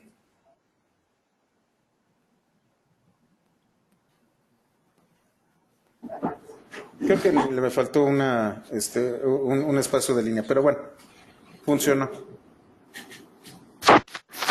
Es exactamente el mismo script y lo estoy ejecutando desde la notebook, lo estoy ejecutando desde Linux y lo estoy ejecutando desde Windows. Eso significa que Python es multiplataforma. Tengo el script y el intérprete de Python es el que se encarga de pelearse con el sistema operativo. En el caso de Jupyter, yo tengo un kernel, este iconito, que se está comunicando directamente con el sistema. ¿Hasta aquí queda todo claro? Isaac, ¿por qué no usa una máquina virtual? De hecho, sí. Aquí en VirtualBox, como yo les decía, tengo tenía Pythonista. Vamos a hacerlo. Voy a iniciar esta máquina virtual. Esta máquina virtual está en CentOS. Otra vez la pueden descargar de aquí.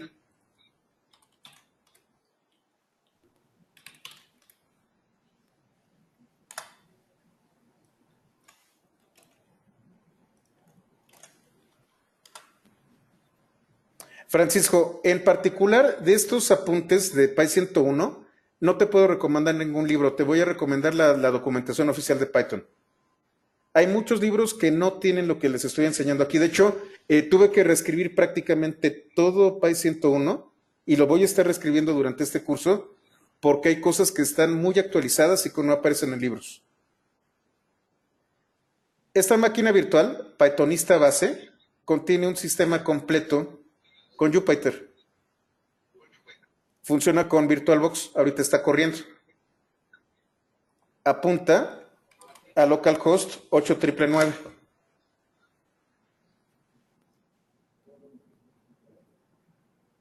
Aquí para entrar yo utilizo una contraseña que es Jupyter con J mayúscula.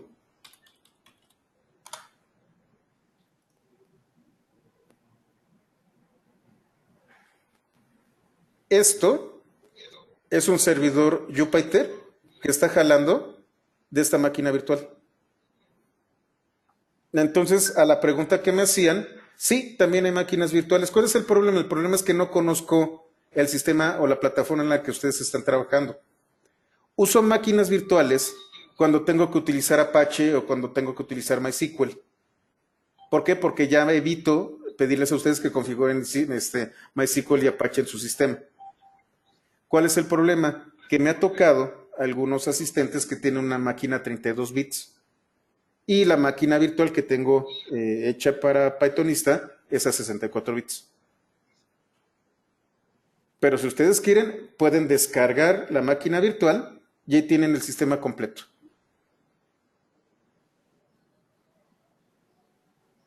Verónica, tengo dudas entre el signo de admiración y run. Es muy fácil, vamos a verlo. Voy a irme para acá abajo. El signo de admiración te permite enviar instrucciones al sistema. En este caso, dir. Este es un comando del shell de Windows. Y me trae el listado. Run. Por ejemplo, si yo le doy run dir, me va a marcar un error. Porque run lo único que hace es correr scripts de Python.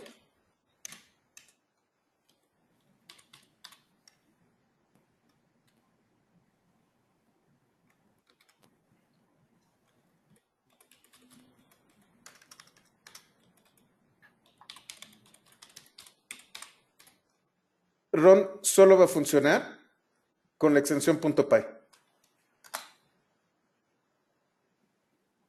Y este de aquí,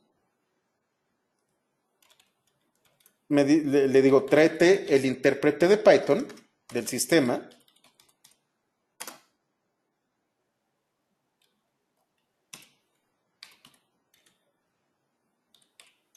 Y ejecuta código holamundo.py. Run ejecuta script. El signo de admiración, cualquier comando del sistema en el que me encuentro. ¿Ya quedó claro, Verónica?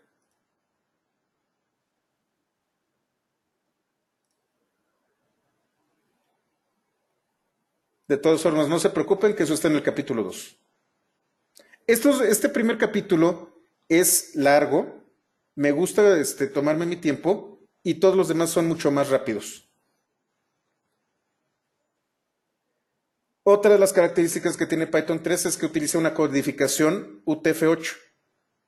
UTF-8 me permite utilizar caracteres especiales.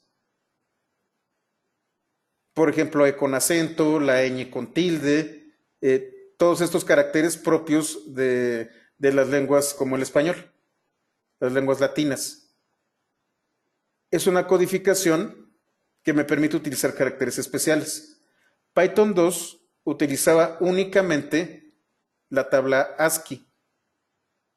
Es una tabla que va del 0 al 255 y tiene una cantidad muy limitada de caracteres.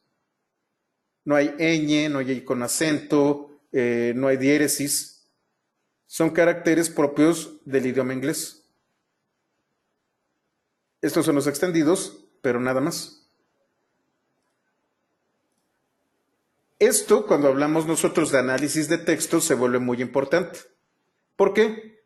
Porque, por ejemplo, si utilizamos un stream de Twitter, nos podemos traer kanji chino, o nos podemos traer texto en hebreo, o podemos traernos tweets escritos en ruso, y Python 2 no los va a poder manejar. Es más, si le colocan una ñ, Python 2 truena. En el caso de Python 3, puede utilizar todos los caracteres de diversos idiomas. Esta es una diferencia muy importante entre Python 2 y Python 3. Si ustedes van a hacer análisis de datos y sobre todo análisis de texto, olvídense de Python 2, no sirve.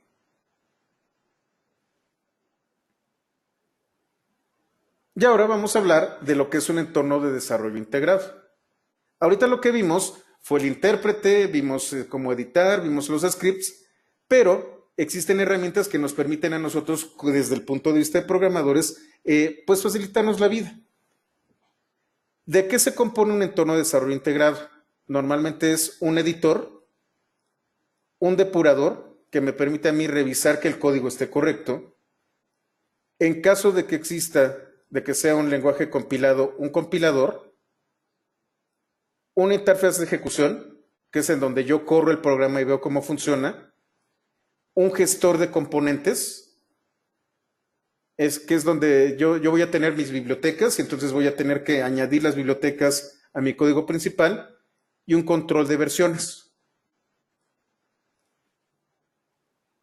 Python 3.7 viene con un IDE que se llama idle. Si ustedes instalan Python 3.7, también van a instalar idle. Esto de aquí. Este es el IDE de Python. Entonces, pues, ustedes pueden grabar, hacer una copia, tienen el depurador, tienen un shell para ver qué es lo que está ocurriendo, tienen opciones de edición, y este es el IDE que viene por defecto. Pero pues a lo mejor ustedes están muy acostumbrados y pues está Visual Studio. Ay, que por cierto no sé qué pasó aquí. Bueno, tengo Atom, que es otro IDE.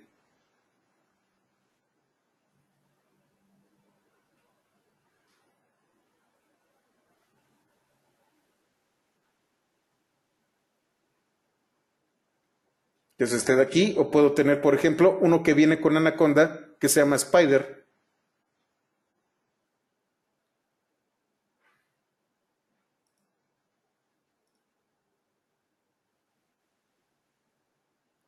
Y depende de lo que ustedes quieran hacer. El caso de Jupyter me permite a mí tener una interacción inmediata.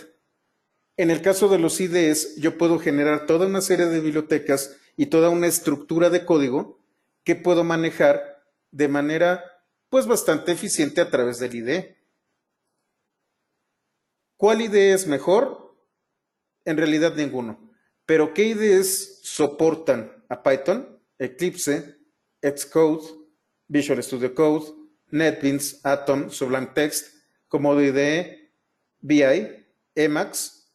PyCharm es muy bonito, se los recomiendo. Este está hecho para Python, Wing IDE, Ninja IDE y Spider. Y estos son unos cuantos. Hay más IDEs que soportan a Python. Los IDEs, nuevamente, son herramientas de programador que le facilitan precisamente la vida al programador. ¿Ok? Eso es un IDE. Durante todo este curso voy a estar trabajando exclusivamente con las notebooks de Python. ¿Hasta aquí todo claro? Y bueno, aquí me voy muy rápido. La comunidad de Python es bastante activa, a diferencia de lenguajes de programación como puede ser C# o Java, que dependen de una corporación y la corporación tiene la última palabra. Python está hecho por la comunidad. Normalmente se trata de hacer consensos. Sí, la comunidad es muy beligerante, la comunidad está llena de trolls, hay mucha gente que obviamente el ego le gana, pero al final es una comunidad. Al final todos tratamos de trabajar en conjunto. Y el desarrollo de Python y la evolución de Python la toma la comunidad. Al final toma la rienda de ese desarrollo. No dependemos de Oracle, que de repente nos cambia la licencia. Y a partir de esto, tenemos ciertas reglas de cómo programar en Python. Las personas que programan en Python utilizando todas estas características específicas del lenguaje, se les llama Pythonistas. Por eso se llama así nuestra comunidad. Es una comunidad de programadores de Python. Esto de aquí, este import this, son una serie de reglas de cómo debe de programar un Pythonista. Aquí se las traduje. Por favor, léanlas, no se las voy a enunciar, pero léanlas y traten de entenderlas. Cuando terminemos el curso van a entender absolutamente todo de lo que nos estamos refiriendo aquí. Y bueno, la comunidad tiene voz y voto. ¿A dónde se dirige uno si quiere mejorar el lenguaje de programación? Se dirige a las PEP. PEP es Python Enhancement Proposals, propuestas de mejora de Python. No es de aplicaciones de Python, es cómo mejoro el lenguaje. Y entonces llegan personas y dicen, ¿sabes qué? Yo quiero trabajar con una base de datos nueva, pero no quiero inventar el hilo negro. Dime qué es lo que tú tienes de Python para manejo de bases de datos. Yo tengo de los PEP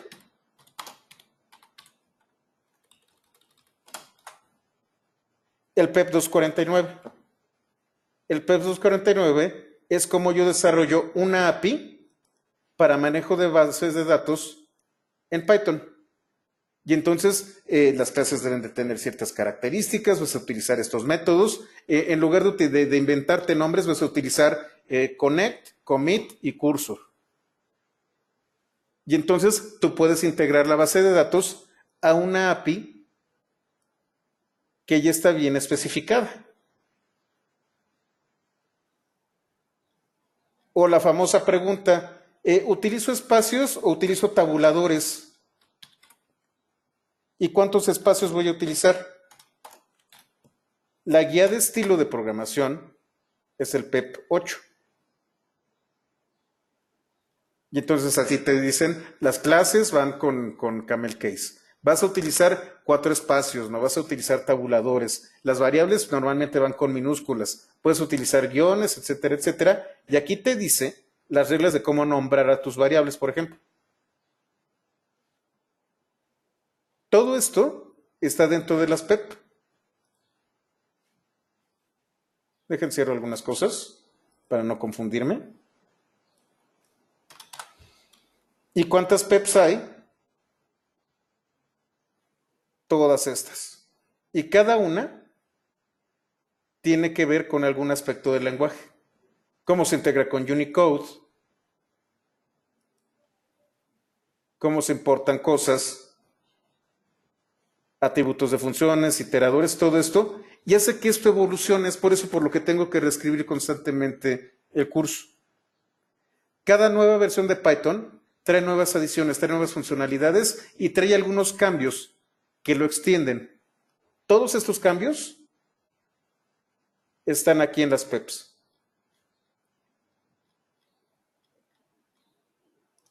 Y la información a la que ustedes pueden referirse, pero está en inglés,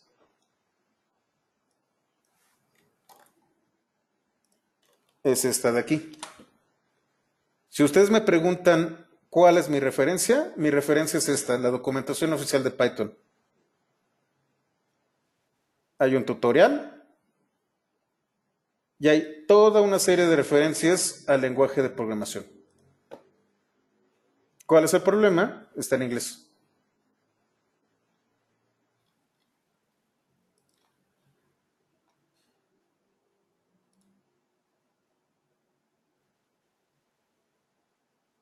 ¿Ok? ¿Todo bien hasta aquí? Esto es Python. De eso se trata Python. Esta es una gran introducción al lenguaje. Y vamos al capítulo 2. El capítulo 2, voy a cerrar todo lo demás. El capítulo 2, que nada más va a ser una pequeña barrita rápida, habla sobre IPython y Jupyter. Por cierto, este es Spider. Si ustedes se fijan, aquí tiene un editor de texto, aquí tengo el depurador en donde yo puedo ver mis variables, y aquí tengo IPython corriendo. Y tengo funciones avanzadas que me facilitan la vida como programador. Esto, de hecho, me lo voy a saltar porque ya lo estuvimos trabajando. Este capítulo es sobre qué es IPython. Esto lo vimos el día de ayer. Es un entorno interactivo de Python que extiende las funcionalidades del intérprete interactivo que me permite colorear código, autocompletar, tener un historial de comandos, hacer cómputo paralelo y concurrente y desplegar gráficos directamente en la misma ventana. Tiene 3 interfaces, un shell dentro de una terminal de texto, un shell dentro de una aplicación de escritorio basada en Qt, que es esta biblioteca que también hablamos de ayer, de ella, y puede vivir dentro de una notebook de Jupyter. Jupyter es una extensión de IPython. IPython creó una interfaz web y se dieron cuenta de que podía aceptar cualquier tipo de kernel. Jupyter en un principio era Julia, Python y R. Eso significa Jupyter. porque lo que quería era precisamente generar una plataforma para cómputo científico. La gran ventaja que tienen las notebooks de Python es, puedo tener celdas de texto capaces de desplegar código basado en la sintaxis de Markdown. Aquí les explica qué es Markdown y cómo funciona. Cómo funciona esto de los títulos, los subtítulos, la numeración y para qué sirve. Ese es un pequeño tutorial de Markdown.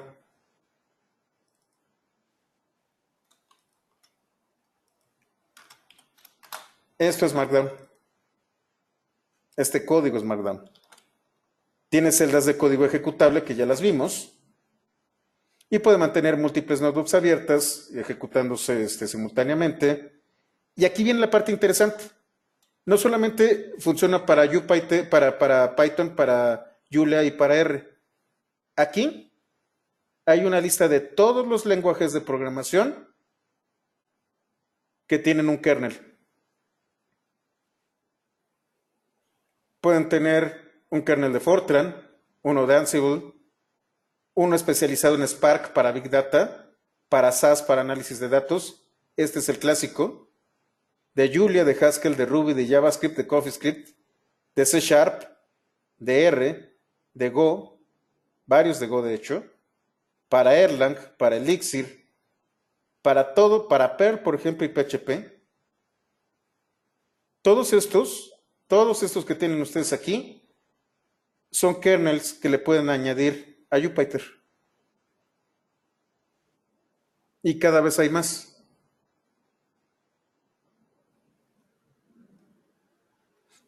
A ver, Miguel Ángel, ¿una aplicación web con Python puede publicarse en un IIS? Claro que sí. De hecho, lo vamos a ver, como les digo, en 2 o 3 semanas. Justamente el despliegue de la aplicación va a ser el tema del curso avanzado de Django. Ya viene Python 3.9, así es. Una última pregunta. Al principio mencionaba que Anaconda era como el Packer de Python.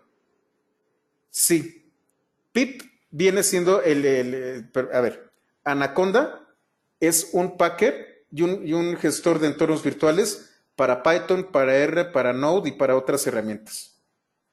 El Packer, el sistema de gestión de paquetes que utiliza Python, solo Python, es Pip. Pero lo vamos a ver más adelante.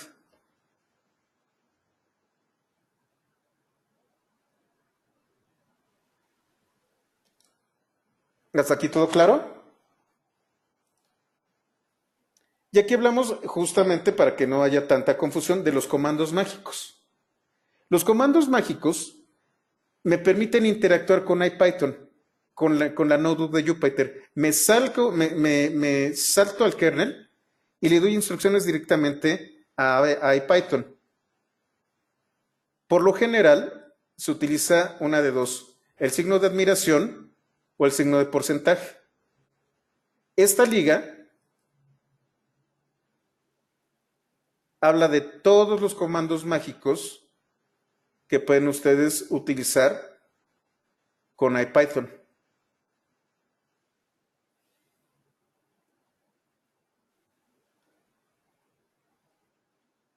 Estos son los comandos mágicos que pueden utilizar.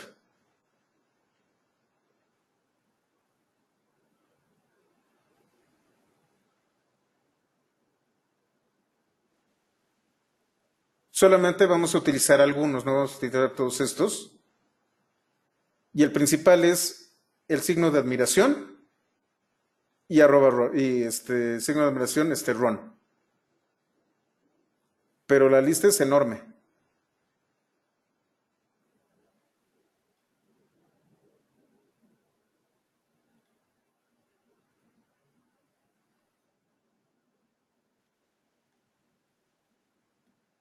El que vimos nosotros, por ejemplo, es run. Este de aquí.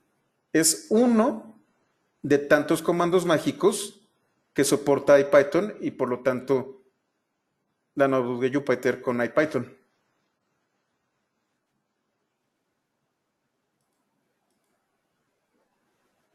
Aquí les digo cómo se ejecuta un script desde una notebook. Con run.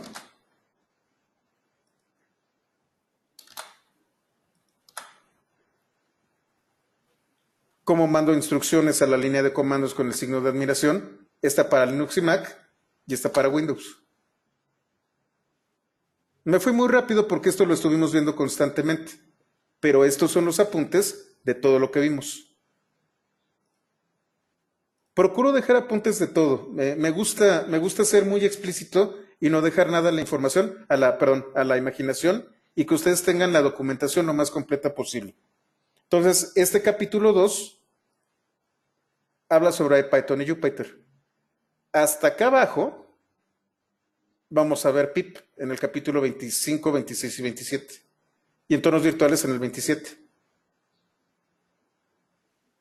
Pero es un curso completo de Python. ¿Ok? Les hago otra vez la advertencia para que no se espanten. Sí doy por sentado de que no saben programar, pero este curso no es tan suavecito.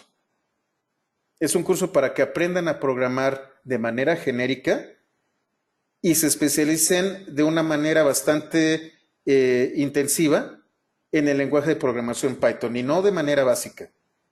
De aquí, y por eso se dice es Python Junior, es lo que yo le pediría a un programador junior de Python en un examen. Ese es el conocimiento mínimo si ustedes me dicen que saben programar en Python.